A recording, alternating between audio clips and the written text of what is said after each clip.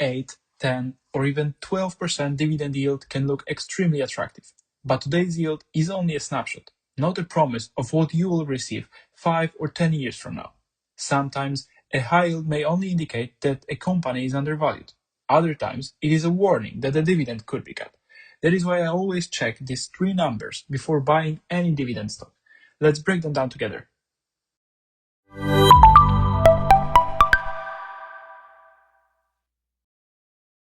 Hi everyone, welcome back to the channel. My name is Mati and I invest for a long-term dividend income. I look for companies with real competitive moats, consistent cash flow, and businesses that are likely to remain relevant for many years. But even a great company can be a poor dividend investment if its payout is not financially sustainable. So let's start with the first number I always check, the free cash flow payout ratio. This metric tells us how much of company's free cash flow is being used to pay dividends. Generally, the lower this percentage is, the more cash the company keeps after paying its dividend, and the more financial flexibility it has. Let's look at Apple as an example. Apple's free cash flow payout ratio is currently 12%, meaning only a small portion of the cash it generates is needed to cover the dividend. Its free cash flow is down 9.2% compared with last year, which is worth noticing. But because the payout ratio is so low, the decline does not immediately put the dividend under pressure. Apple still has a significant cash flow cushion after paying shareholders. And that is exactly why I look at these two numbers together. A decline in free cash flow matters, but its significance depends on how much of that cash the dividend already consumes.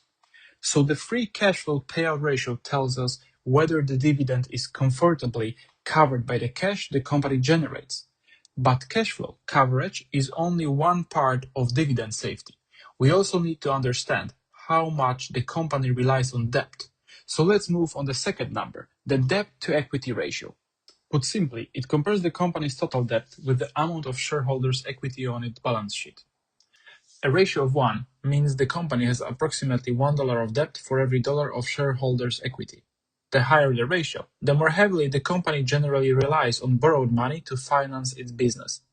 Let's again look at a real-life example. Verizon currently has a debt-to-equity ratio of 1.9. That means that for every dollar of shareholders' equity, the company has approximately $1.90 of debt. Now, that does not automatically mean that the dividend is unsafe.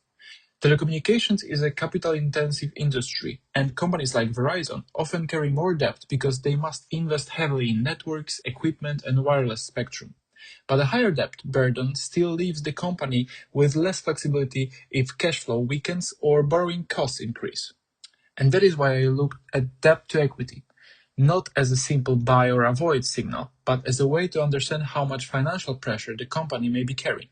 So far, we have looked at whether the dividend is covered by free cash flow and how heavily the company relies on debt. Now, let's move on to the third and final number, the dividend growth streak. Put simply, it tells us how many consecutive years a company has increased its dividend. A long streak can be a sign of a durable business, consistent cash generation, and management's commitment to returning cash to shareholders.